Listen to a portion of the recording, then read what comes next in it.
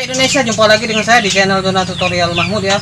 Di jumpa kali ini ya teman-teman, ini untuk kedua kalinya ya saya berkunjung ke tempat teman kita ya, Bang Iqbal ya, yang berada di Kota Palembang, letaknya di Sekojo ya, Jalan Padat Karya, lorong apa Bang? Lorong Karya 59. Lorong Karya 59. Oke teman-teman, di video kali ini kita akan membahas ya tentang bagaimana sih cara kultur kutu air. Nah, mungkin di antara teman-teman yang dahulu ya, ini sesuai dengan request teman-teman, ada yang menanyakan, Bang, coba buat kultur air ya, maksudnya buat kultur kutu air ya teman-teman ya. Jadi di video kali ini saya akan menanyakan kepada teman saya ya. Oke teman-teman, untuk lebih jelasnya nanti kita akan tanyakan kepada Bang Iqbal ya. Tapi sebelum itu ya teman-teman, silakan subrek dulu ya di channel saya Zona Tutorial Mahmud, dan jangan lupa ya beri komen yang bermanfaat, dan jangan lupa buat teman-teman menekan lonceng notifikasinya. Dan buat teman-teman juga saya berterima kasih karena udah lebih dari 500 subscribe yang udah tampil di channel saya. Terima kasih buat teman-teman, semoga teman-teman dalam keadaan sehat walafiat. Oke Bang Iqbal ya. Tahap pertama yang perlu kita sediakan untuk bahan kultur kutu air ya, apa ya? Ya, kalau tahap pertama kita itu buat pakan kutu air dulu. Jadi kita buat siapkan pakannya. Sebelum kita menuju medianya, kita siapkan dulu pakannya. Pakannya itu kutu air itu pakannya yaitu kotoran hewan atau disebut dengan kohe. Kita pakai kotoran hewan, kotoran ayam di sini karena kita juga ternak ayam. Nah, itu teman-teman ya. Nah ini kotoran kohenya ini ya. Ini kotoran ayam ya, pakai kotoran ayam. Jadi Bang Iqbal nggak perlu repot-repot cari kotoran ayam. Di sini ada ayamnya, tinggal kotoran aja dikumpulin. Oke, lanjut lagi Bang Iqbal, gimana nih? Jadi kotoran ayam kita kumpulkan kira-kira setengah ember yang 25 kilo ember cat. Maka kita kumpulkan, setelah itu kita fermentasi kohe itu. Kohe itu kita fermentasi di dalam ember itu dengan cara penambahan cairan E4 sama gula pasir. Gula pasir kalau untuk yang rumahan, kalau yang mau yang elitnya itu namanya molase. Molase ya. Karena saya tidak mau beli molase. Kenapa tidak mau beli molase? Karena molase itu harganya relatif mahal. Jadi kita pakai gula pasir aja. Oke, takarannya gimana Bang? Kayak IM4 tuh berapa sumpama dalam 1 liter, gimana takaran yang khususnya? Jadi pokoknya, biar teman-teman tahu nih. Takarannya itu 1:1 lah antara gula sama IM4. Sumpama IM4 tuh bagaimana cara mencampurnya? Nggak mungkin kan IM4 terus kan?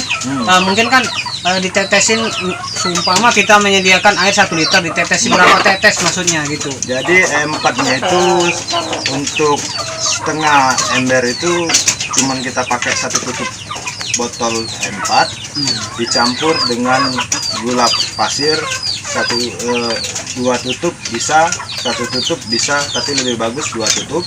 2 tutup itu ya, IM4 ya, botol IM4 ya. Takarannya untuk ember 25 kilo ya, kaleng cat ya, setengah ya. Terus kemudian setelah IM4 sama gula itu dicampurkan, kita biarkan dulu selama 1 jam dengan diseduh dengan 1 liter air. Kita larutkan dalam 1 liter air biar bercampur, kita diamkan selama 1 jam. Setelah 1 jam kita campurkan di kohe ayam yang sudah kita sediakan tadi dalam ember. Kita campurkan, jadi kita siram di atasnya, lalu kita tutup rapat-rapat ember tersebut dan kita fermentasi selama kurang lebih 5-7 hari. 5-7 hari. Jadi teman-teman ya, fermentasinya ya, proses fermentasinya 5-7 hari.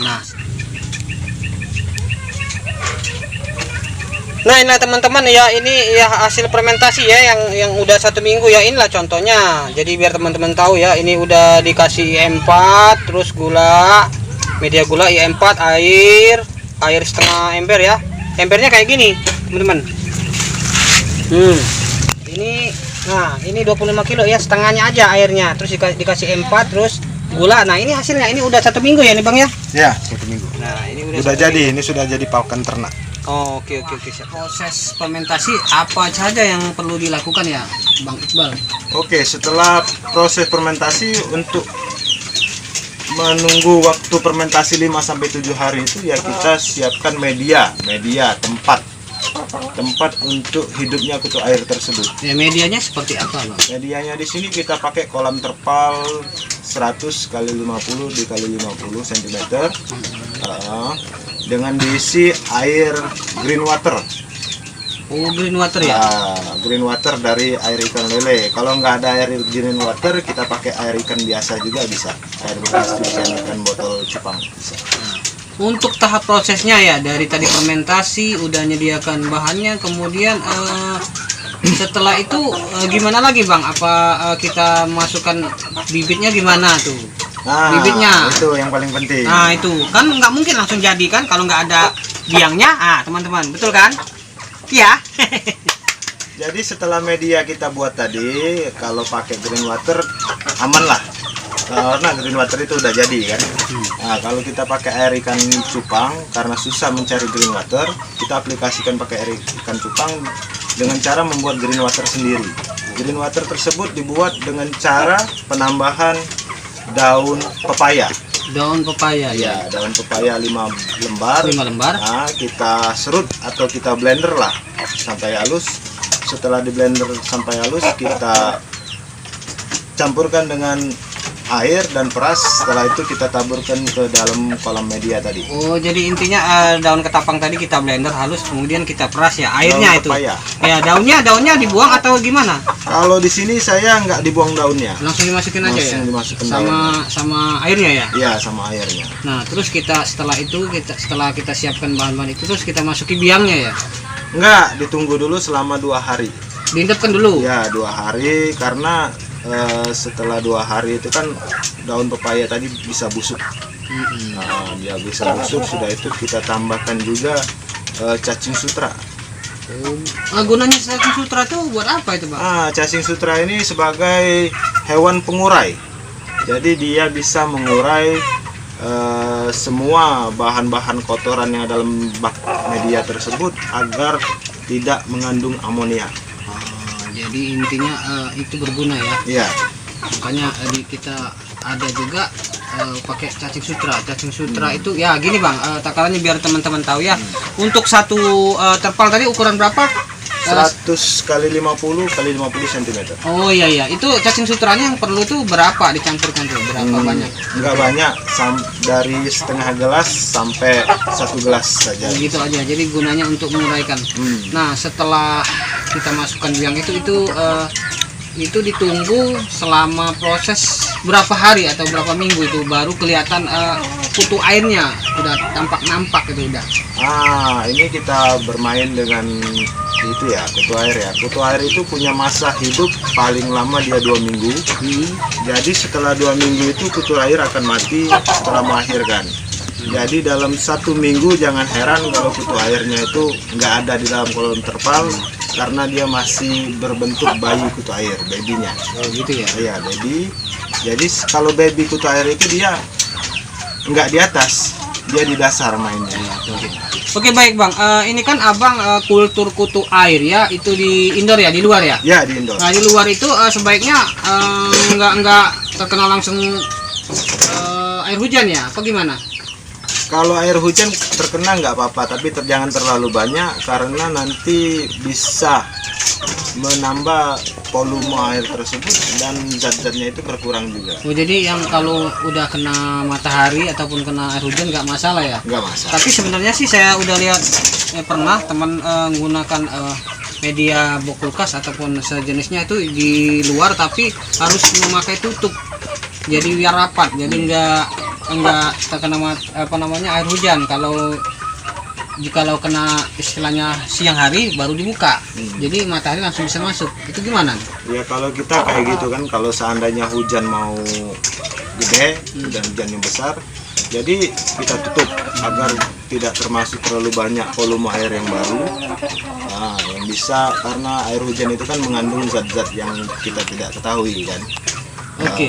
Oke, baik, untuk pertanyaan selanjutnya Bang, itu kan Abang kan selama kultur kutu air kan mungkin kan itu ditutup rapat. Ada lagi kayaknya yang kurang medianya, kayak seperti apa sih? Apa jaring apa gimana supaya ada hewan lain nggak bisa masuk. Jadi Oh iya. itu kayaknya belum itu Bang. Kalau jaring ya kita pakai jaring ya kalau bisa kelambu. Kalau di sini saya cuma pakai jaring ikan waring. Waring yang kecil-kecil ya? Ya, waring Kayak kecil buat kain kasa ya, kayak kayak buat keramba, kayak yang mirip apa namanya, kawat nyamuk ya, Iya, mirip ya, kawat tapi nyamuk. bentuk ya streaming ya. ya streaming. Jadi biar hewan-hewan lain nggak masuk seperti nyamuk, supaya tidak menghasilkan jentik nyamuk, tidak bercampur Iya. di kolam kutu air. Oke, jadi itu masanya penguraian kutu air mulai berkembang dari dari 1 minggu sampai berapa hari Bang? Kalau pengembangannya itu dari setelah kita tabur starter, dia udah mulai berkembang. Tetapi dia akan melahirkan anak-anak yang baru. Sampai 1 minggu sampai 2 minggu ya? Ya, 1 minggu. Kalau udah 2 minggu ke atas bisa panen ya? Bisa panen. Oke, bagus. Paling lambat 1 minggu lah, 1 minggu 2 minggu. Jadi mungkin itu saja ya teman-teman ya, penjelasannya ya. Dan buat teman-teman sudah saya tampilkan videonya. Ini contoh video ya, ini versi Bang Iqbal ya. Jadi di sini kita cukup sederhana yang menyediakannya dari media yang pertama yaitu kotoran hewan, Yeah. terus IM4, Iya. daun kates atau daun pepaya. Iya. Kalau istilah Palembang di sini namanya daun kates, tapi bahasa Inggrisnya daun pepaya teman-teman. Nah, terus ada gula merah ataupun gula pasir, itu bisa digunakan, dan media air, dan juga bok kulkas serta ember buat bahan-bahan yang kita sediakan itu. Oke teman-teman, mudah-mudahan bermanfaat dan silakan dicoba di rumah ya. Dan buat Bang Iqbal, terima kasih ya Bang. Pokoknya sukses selalu buat Bang Iqbal. Amin, ya. amin. Mudah-mudahan berkah selalu ya. Iya. Dan akhir kata saya ucapkan assalamualaikum warahmatullahi wabarakatuh. Salam Cupang Indonesia. Bye bye.